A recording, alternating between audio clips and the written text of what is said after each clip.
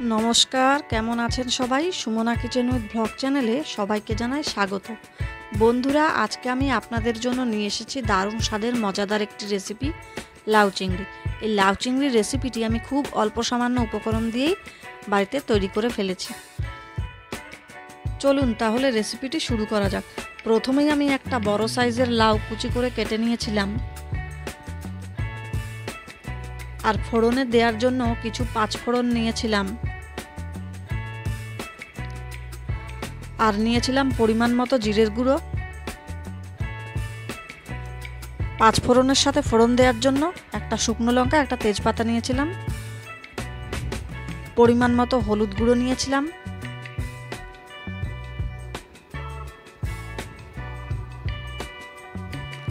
আর নিয়েছিলাম পরিমাণ মতো নুন। আর এখানে আদা বাটা আর পাকা আর কাঁচা দুটোই লঙ্কা একসাথে বেটে নিয়েছি। আর চিংড়ি মাছ 200 গ্রাম নিয়েছি, ভালো করে ধুয়ে নুন হলুদ দিয়ে মাখিয়ে রেখেছিলাম। এখন একটা কড়া বসিয়ে দিয়েছি, কড়া গরম হয়ে গেছে। কড়াতে 50 গ্রাম মতো সরষের তেল দিয়ে দিলাম।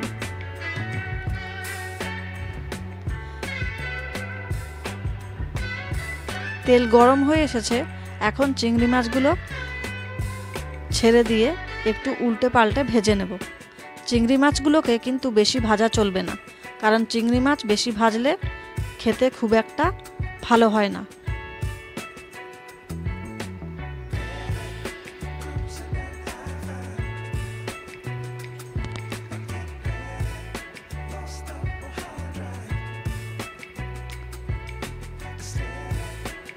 চিংড়ি মাছগুলোকে একটু উল্টে পাল্টে ভেজে নিচ্ছি।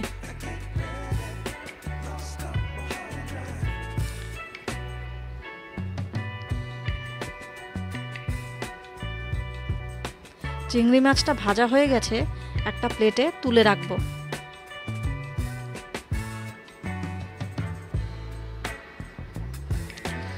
এখন ওই তেলেই ফোড়ন দিয়ে দিচ্ছি একটা শুকনো লঙ্কা, একটা তেজপাতা আর অল্প পরিমাণে পাঁচ ফোড়ন।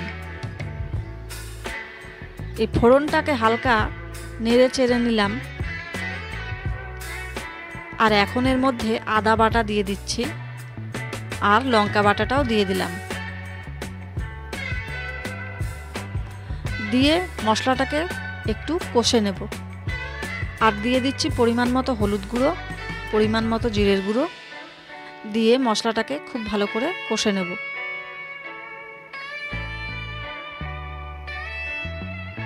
মশলাটা প্রায় অনেকটা কষে গেছে। আর এখন ওই মশলা ধোয়া জলটাও এর মধ্যে দিয়ে দিলাম।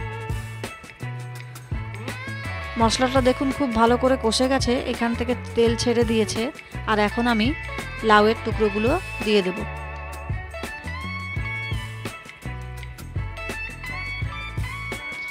এখন এই মশলার সাথে লাউটাকে খুব ভালোভাবে মিশিয়ে নিচ্ছি। মশলার সাথে লাউটা খুব ভালো করে মিশে গেছে।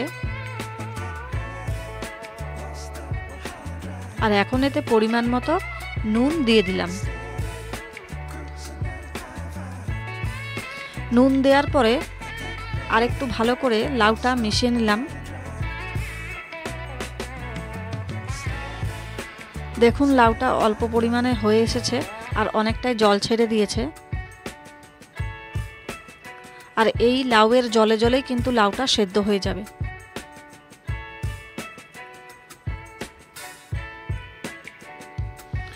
দেখুন লাউটা অনেকটা সেদ্ধ হয়ে খুব অল্প হয়ে গেছে। এখনো অনেকটা জল রয়েছে, জলটাকে শুকনো করে নেব। আর এখন এর মধ্যে ভাজা চিংড়ি মাছটা দিয়ে ভালো করে মিশিয়ে নিচ্ছি।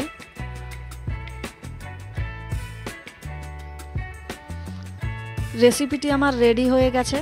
আর এখন আমি এতে অল্প সামান্য চিনি দিয়ে দিলাম। দিয়ে আর একটু ভালো করে নেড়ে চেড়ে চিনিটাকে মিশিয়ে নিলাম। তাহলে আমার এই রেসিপিটি রেডি। আমি একটা প্লেটে লাউ চিংড়িটাকে তুলে রাখছি। তাহলে আজকের এই রেসিপিটি কেমন লাগলো কমেন্ট করে জানাতে ভুলবেন না। আর একটা লাইক শেয়ার অবশ্যই করবেন। আর এখনও যারা যারা আমার চ্যানেলকে সাবস্ক্রাইব করেননি, আমার চ্যানেল সাবস্ক্রাইব করে আমার পাশে থাকবেন। ধন্যবাদ।